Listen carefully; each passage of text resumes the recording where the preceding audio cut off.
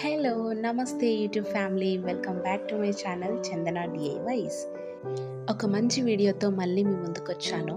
అదే కాకరకాయ ఉల్లికారం. సో బేసిక్‌గా అందరికీ కాకరకాయ అంటే ఇష్టం ఉండదు. కానీ దాన్ని నేను చెప్పిన మెథడ్‌లో చేసుకొని తింటే మాత్రం చాలా టేస్టీగా ఉంటుంది. అలాగే చేదనేది కొంచెం కూడా ఉండదు. ముందుగా ఇక్కడ ఒక హాఫ్ కేజీ కాకరకాయ తీసుకున్నానండి నేను. వాటిని పీల్ ఆఫ్ చేసేసి ఇలా చిన్న చిన్న పీసెస్‌గా కట్ చేసుకొని పెట్టుకోవాలి. మరీ చిన్న పీస్ కాదు, ఒక 1.5 ఇంచ్ 2 ఇంచ్ వరకు కట్ చేసుకొని పెట్టుకోవాలి ఇలా అడ్డంగా. దాంట్లో కొంచెం పసుపు, కొద్దిగా ఉప్పు కూడా వేసి బాగా కలుపుకోవాలన్నమాట. ఇలా మొత్తం స్ప్రెడ్ చేసుకోవాలి పీసెస్కి.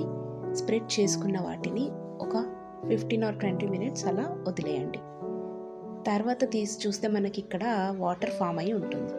సో ఆ వాటర్ అంతా కాకరకాయలో ఉన్న వాటరే అండి, బయటికి వచ్చేస్తుంది అనమాట ఉప్పు కలపడం వల్ల. అంటే చేదు ఏదైతే ఉంటుందో అది మొత్తం బయటికి వెళ్ళిపోతుంది అనమాట. దీన్ని మనం స్క్వీజ్ చేసేసుకోవాలి, కడగకూడదు. జస్ట్ స్క్వీజ్ చేసేసుకొని పక్కకు తీసేసుకోవాలి. ఇక్కడ చూడండి మొత్తం వాటర్ అనేది మనకి ఎలా వచ్చిందో. సో దీన్ని వాష్ చేయొద్దు, ఇలాగే పక్కకు పెట్టేసుకొని వాటిని స్మాల్ పీసెస్ లాగా నేను కట్ చేసుకున్నాను. లేదంటే ఇలాగే కూడా డైరెక్ట్గా డీప్ ఫ్రై చేసేసుకొని కర్రీ ప్రిపేర్ చేసుకోవచ్చు. సో ఇలా అన్నిటినీ సన్నగా కట్ చేసుకొని పెట్టేసుకోవాలి.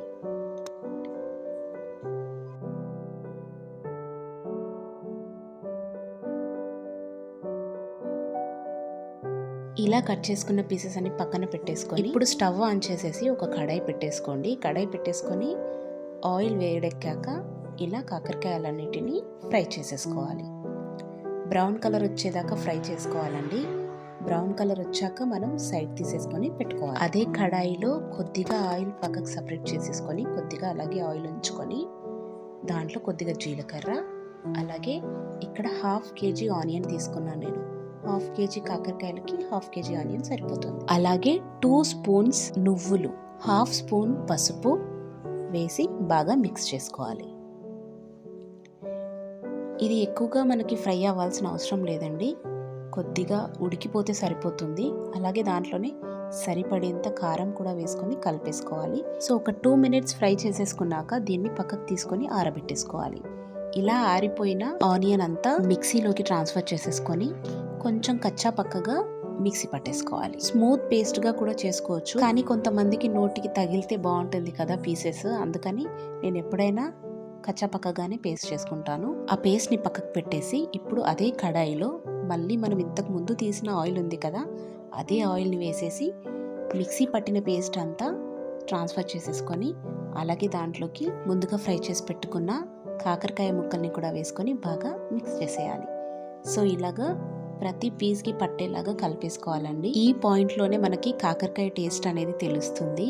ఎందుకంటే ఈ ఉల్లికారం అనేది మనకి కాకరకాయకి మంచి టేస్ట్ ఇస్తుంది. కాబట్టి బాగా మిక్స్ చేసుకొని ఒక 5 మినిట్స్ అలాగే క్లోజ్ చేసేసి వదిలేయాలి.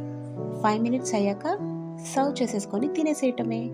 చాలా టేస్టీగా ఉండే కాకరకాయ ఉల్లికారం అనేది రెడీ అయిపోయింది. చూస్తే చాలా యమ్మీగా ఉంది కదా, టేస్ట్ కూడా అదిరిపోద్ది. వీడియో నచ్చింది అనుకుంటున్నాను. నచ్చితే like, share, subscribe to my channel. Thank you.